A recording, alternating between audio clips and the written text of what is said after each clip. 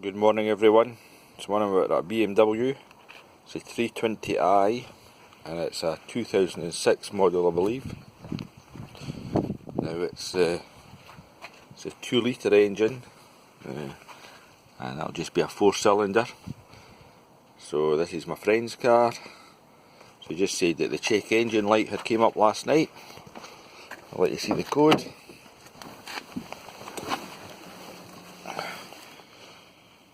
There we go there. P0430 catalyst system efficiency below threshold bank 2. So I thought there was only one bank in this, no matter. But anyway, let's we'll exit that. There was nothing in pending code, so we don't need to look at that. I go to freeze frame.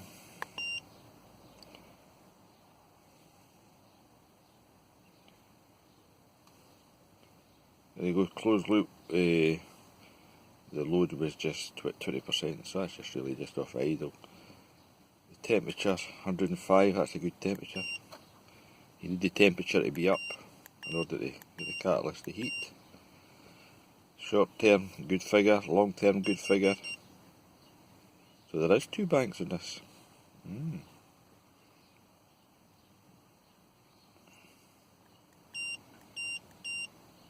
RPM, vehicle speed, so that's 60 miles an hour.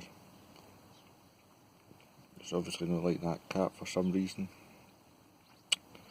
I'll get the big scan tool out and look at the figures on that.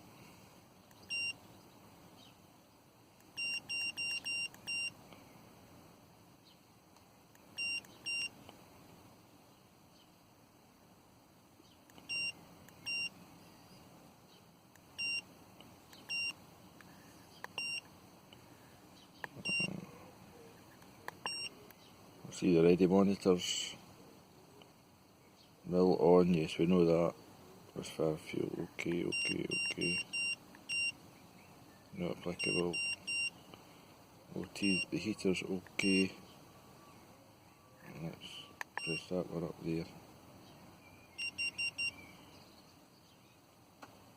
And the rest have run.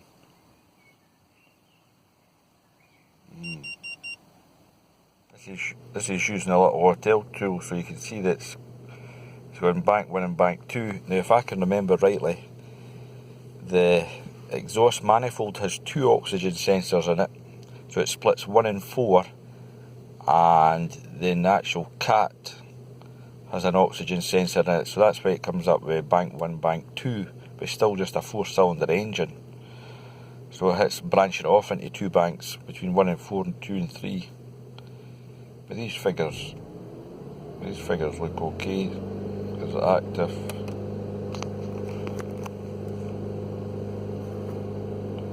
Just said the heater's okay.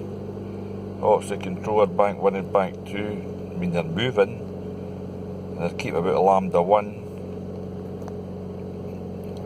Actually OBD doesn't give you much more information than this. It doesn't convert it like normally.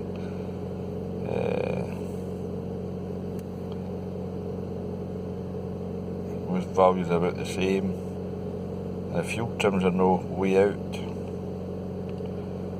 Maybe it just needs a cat.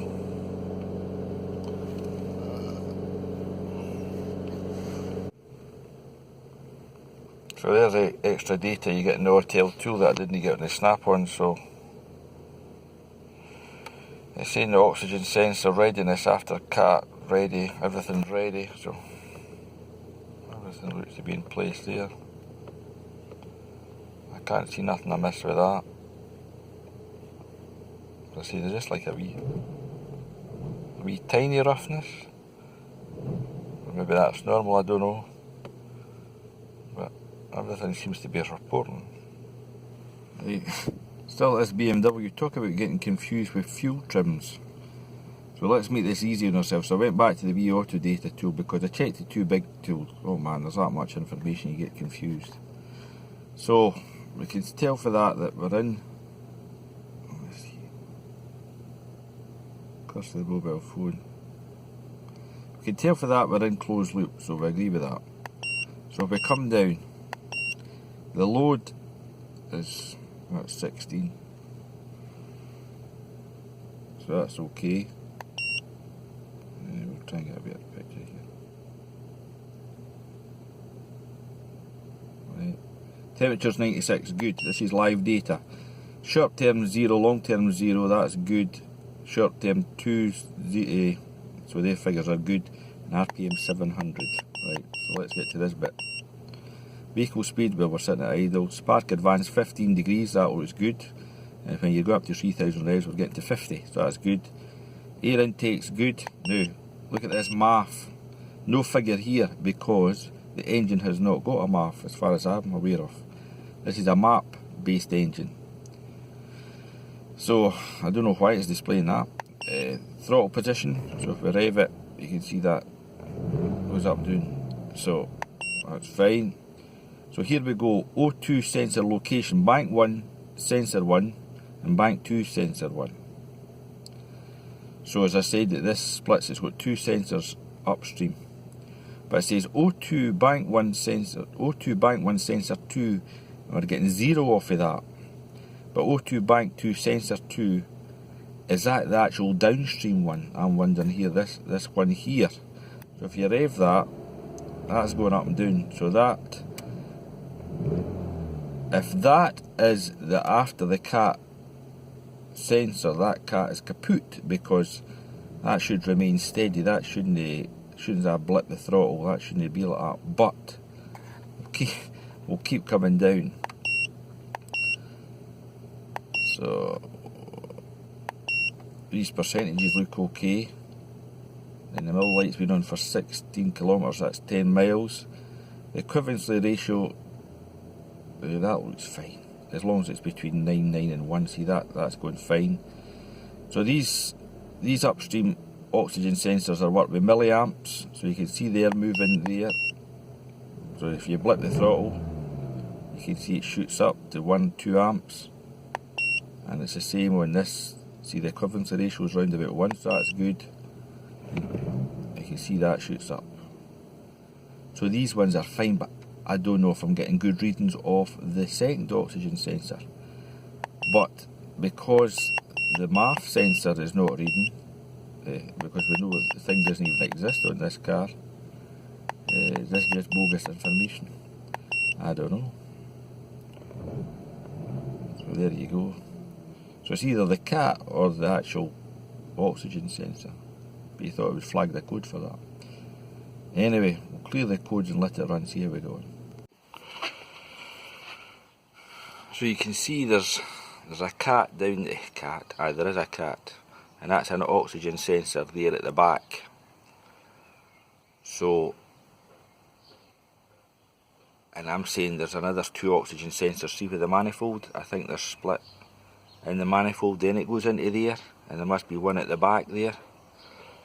But I was wondering if this was the MAF sensor, but I don't think it is. Or the air intake, that little wire there, I'm not really sure. But that's a map sensor there, and the throttle body there. I'm not really sure of this setup. Well, I never just think, when you think you know it all, just had a quick look in here, and what do you see? MAF sensor. So the thing's no reading right. So I need to pin that out, see if that thing's working. Maybe it's just a scan tool that's not reading it. I'm not sure.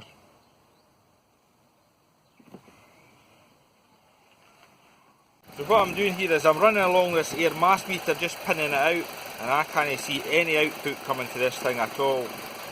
So I seem to have a couple of grounds, a 14 volts and a 5 volt, but I haven't got any output for it, so I think this may be the problem. Anyway, I'll get back to you.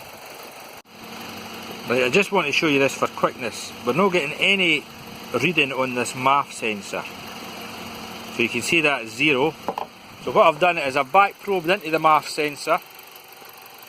It's pin number 5, which is a yellow one. You can see there pin number 4, that's pin number 5's yellow, and pin number 1's yellow, but that's the air temperature sensor. So I'm pinned into that. I was getting read 0 volts on the multimeter. Right, so what I'm going to do is, I've got the lead into there, I've got my probe here, so I'm just going to wet my finger and put it in there, and then wet my other finger and touch the 12 volt battery post, and I'll keep you focused on this screen. Oh, how am I going to do this? Very difficult. So I'll just wet my two fingers. Let's see. Focus, man. There you go. So all I'm doing here is one finger in there and one finger hitting 12 volts, and that's managed to make the, there you go, you can see that going up. So what that tells me is wiring integrity is good all the way back to the computer, and I've checked, I'll put this off, and I've checked the rest of the wiring within there. I'll pop in a wiring diagram at the end of the video. But so that was, I think the red wire was 12 volts, and then there was a ground, and then there was 5 volts. So the MAF sensor is condemned. So what I said to my friend is, let's sort this first, because we know that's a problem, even though the BMW is not flagging a fault code for it, and we'll see if the cat threshold comes back to life, because as I said to you earlier on, it's a wee bit sniffy. You feel at the back end. Let's see if they're still coming out. Is that cleared? Oh well, it's not too bad at the moment, but that's what you just call a quick bypass test in order to get that thing working. So we need a new air mass meter to start with, and take it from there. Finally, I thought I'd run down the wiring with you. So let's go. Always check your probe first of all. You've got 12 volts, so we just go over to the battery terminal here, touch that. Sorry about this. See, you've got 14 volts, so let's run down here. So the first one's yellow, we'll back probe into that, and that's your air temperature sensor 2.7. That's the yellow wire. Then we go into red, that should be a 5 volts I think. Oh, that's another 14 volts. That must be power for the MAF meter I think. Then we go to the black wire.